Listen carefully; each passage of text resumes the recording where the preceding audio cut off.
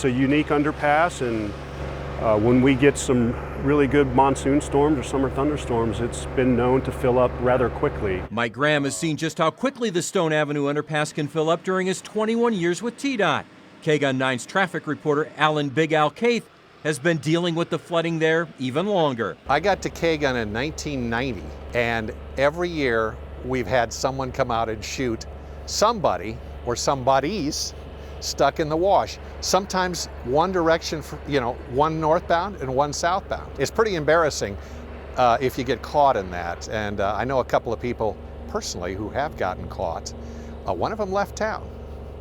He's back east now. The historic railroad bridge over Stone Avenue was built in 1936. The underpass immediately began flooding during heavy monsoon storms.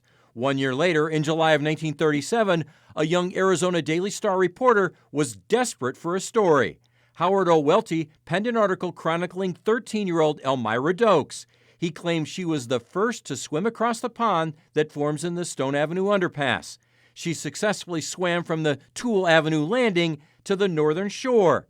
According to Tucson folklorist Big Jim Griffith, the story was so good, locals started calling the flooded area Lake Elmira. Lots of people read it, and it was great. It was a great story. Yeah. It's a darn good story. A terrific storyteller himself, Griffith explains that today we might use the name Joe Blow when referring to someone we don't know. Back then, people used to use the name Joe Dokes.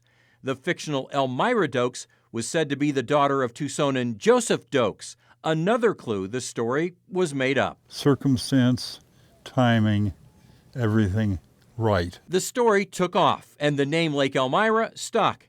The Daily Star even making reference to the name in a July 1957 caption of a front-page photo. Fast forward to the 1980s and the installation of a plaque remembering the fictional history of Lake Elmira. Big Jim Griffith has first-hand knowledge of an unnamed sculptor and his tall friend who installed the plaque under the cover of darkness. As far as I know, it's still there.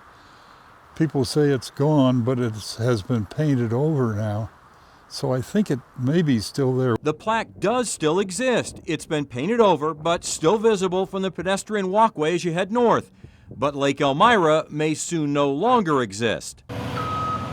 The city of Tucson is busy installing a massive new drainage system under the north and south ends of Stone. Its purpose is to alleviate the underpass from flooding. So we certainly hope to have this section done before we get our first monsoon storm and see how it works. That's right, Lake Elmira will be no more.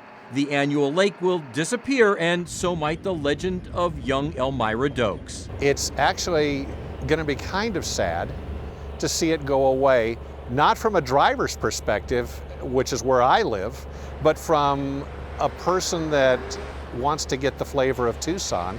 They won't probably ever see that again. Even if it's the end of Lake Elmira, the legendary story will live on as being absolutely Arizona.